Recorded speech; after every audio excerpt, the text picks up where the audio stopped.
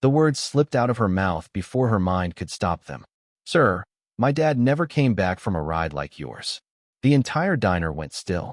Forks hung mid-air, a clock ticked once and seemed to hesitate, and the rain outside lost its rhythm against the glass. Every face turned toward the booth in the back where 6 men in black leather sat, like carved statues. They were the kind of men who carried the road on their shoulders. Dust, danger, and silence. The leader, broad-shouldered with pale eyes and a silver ring catching the light, lifted his head slowly. Emily stood frozen beside the table, coffee pot trembling in her hand. A thin line of steam coiled upward, the only thing moving in the room. She hadn't meant to speak. It had been a flicker of recognition, an echo of a memory she hadn't realized she still carried. The man's gaze fixed on her, sharp and unblinking. His voice, when it came, was low enough to make the air vibrate. What did you just say? No one in Pop's diner moved. Even the old man at the counter, halfway through a slice of pie, stopped chewing. The waitress, barely 23, swallowed hard. Her throat felt dry, her chest tight.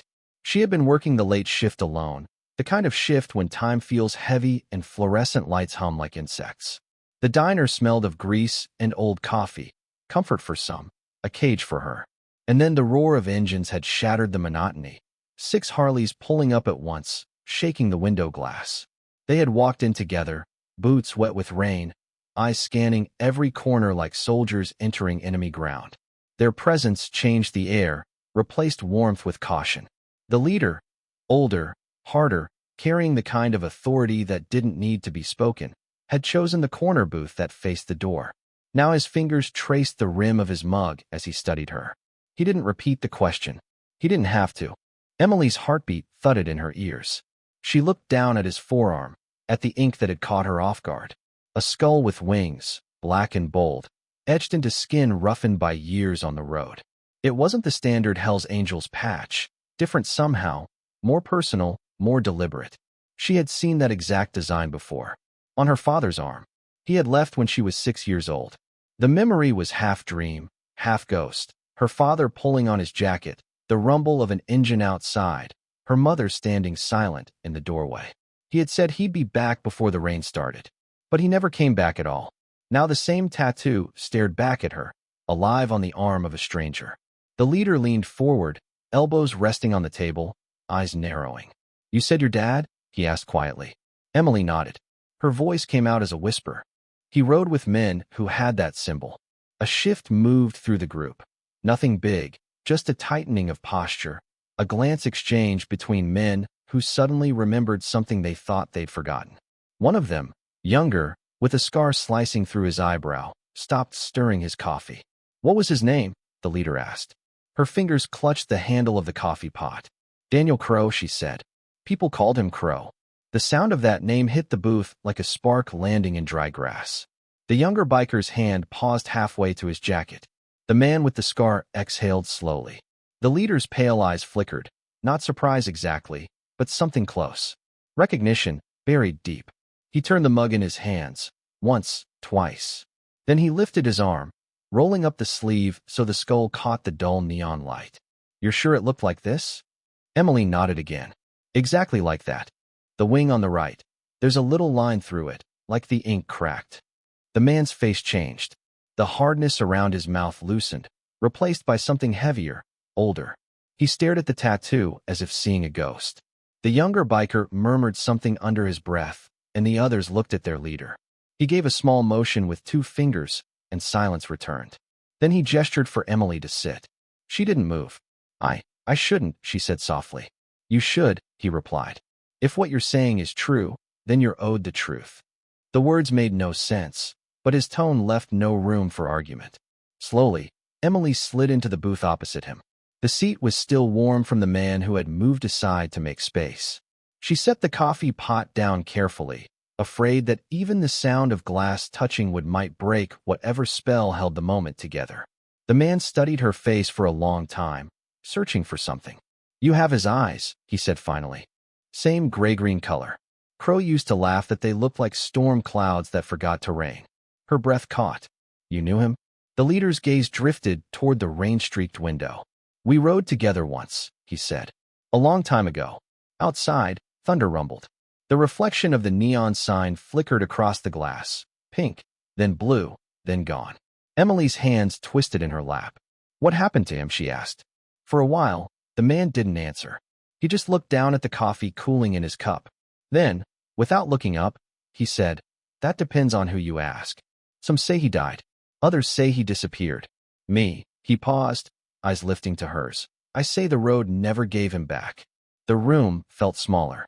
The hum of the lights grew louder. Rain hammered harder against the window, as if the storm itself wanted to listen. One of the bikers at the end of the booth, an older man with a gray beard and missing tooth, cleared his throat. "Boss," he muttered, "if she's really Crow's kid." The leader raised a hand, silencing him. His gaze never left Emily. "You sure your mother's name was Eleanor?" Her eyes widened. "How do you know that?" Because the moment he said it, she realized he hadn't guessed. He remembered. The leader leaned back slowly, the leather of his jacket creaking like a whisper from another life. "Because Eleanor Vance once rode with us," he said quietly. "And because she saved my life." The diner lights flickered. Somewhere outside, lightning split the horizon in two. Inside, everything changed. The older biker's words hung in the air like smoke that refused to fade. Eleanor had saved his life. The sentence snapped something open inside the leader, Mac, and everyone could see it. He looked at Emily again, really looked at her this time. The hardness in his face gave way to something tired, almost haunted. "Your mother," he said slowly, "was part of this road long before you were born. She was one of us." The younger bikers exchanged glances, trying to picture a woman in soft eyes and librarian sweaters riding alongside them through desert storms. But Mac remembered. He remembered the firelight glinting in her hair when engines cooled and laughter replaced danger. "She used to fix our bikes when no one else could," he said quietly. "Knew every engine like it had a soul. Once rode 50 miles through a thunderstorm to pull one of us out of a ditch." Emily stared at him, her pulse echoing in her throat. Every word scraped away another layer of the woman she thought she knew. The door's glass rattled under a new blast of wind, rain streaking across the neon glow. The sound of thunder rolled somewhere far away, or maybe closer than anyone wanted to admit. Mac leaned back in the booth, the leather creaking. "Crow," he said, voice rougher now, "wasn't supposed to disappear. We buried that ride because someone had to, not because we wanted to." Emily's lips parted. "You were there?" He nodded once. "We were the last ones to see him. Storm caught us outside the ridge. He went back to get a bike that went down. We never saw him again." The man with the scar rubbed his hands together, the sound of wet leather and regret filling the silence. "We searched for hours," he murmured. "Found only his tag and the skid marks. No body." For a long minute, Emily couldn't breathe. Her mind filled with flashes that didn't belong to her. Lightning on open asphalt, engines roaring against the rain, a man turning his head for one last look before vanishing into the dark. Mac took another sip of his coffee, eyes still on her. "You didn't do anything wrong, kid," he said. "You just asked a question we stopped trying to answer years ago." Lightning cracked outside, washing the diner in blue-white for a heartbeat. The skull on his arm caught the light, the small nick on the wing glimmering like a scar from another world. The old man at the counter finally moved, setting his fork down with a soft clink. He looked at Emily, then at the bikers, and seemed to decide he had seen enough of life for one night. He dropped a bill beside his pie and left without a word. The rain grew louder. The storm was settling in. Max slid out of the booth, moving slowly, each step heavy.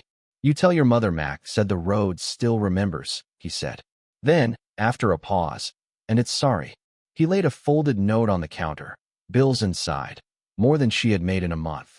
"For the coffee," he added, and something in his tone said it wasn't about the drink. They left the same way they had come, 6 figures swallowed by rain, their engines rumbling into the night until all that remained was the echo of thunder and the smell of gasoline. Emily stood alone, staring at the door until her reflection replaced them. The neon sign buzzed faintly behind her, flickering red and white across her pale face. On the counter, the note sat beneath a coffee cup ring, ink smudged by the damp air. She unfolded it with trembling hands. Inside were the words, written in a rough hand that looked older than paper. "The road never forgets. Some rides never end." Her breath caught. The lights hummed above her. Outside, the storm broke open, washing the glass clean. And somewhere beyond the thunder, 6 engines roared once more, riding toward a horizon that belonged to memory. The storm outside stretched far into the night, a chorus of wind, rain, and thunder that felt alive. The diner lights flickered, and Emily stood by the counter long after the last bike's echo disappeared into the distance. The words on that note, "The road never forgets," stayed in her mind, looping like a song she could not stop hearing. When morning came, the clouds broke apart, leaving the world rinsed clean but heavy with what the night had left behind. Emily sat in her small apartment, the folded note beside her, the smell of rain still in her clothes. She called her mother. Eleanor answered on the second ring, her voice soft and unsuspecting. "Morning, honey. You sound tired." Emily hesitated. "They came to the diner last night." There was silence, thin, brittle, waiting to shatter. "Who did?" Eleanor asked finally, but the tremor beneath her calm betrayed her. She already knew. "The Hells Angels," Emily whispered. "One of them. Mac. He said you saved his life. He knew Dad." The pause on the other end stretched long enough to hurt. Then a sigh came through, soft but full of years. "I always knew that road would find us again," Eleanor said quietly. "I just hoped it would take longer." Emily clutched the note. "He said the road never forgets." "What does that mean?" Eleanor's breath hitched, and when she spoke again, her voice carried a tremor Emily had never heard before. "Your father didn't just disappear, Emily. He made a choice. There was a fight that night, a betrayal inside the club. He tried to protect them, to protect me, to protect you. He rode back into the storm to make sure no one else paid for his mistake." "His mistake?"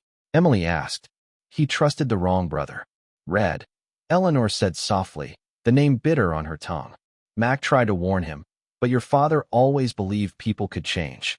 When he found out what Red had done, it was already too late." Emily's pulse quickened. "What did he do?" Her mother's voice cracked. "Red stole something that wasn't his, a shipment they were guarding. Your father went after him in the storm. They both went off the road. Only one body was ever found."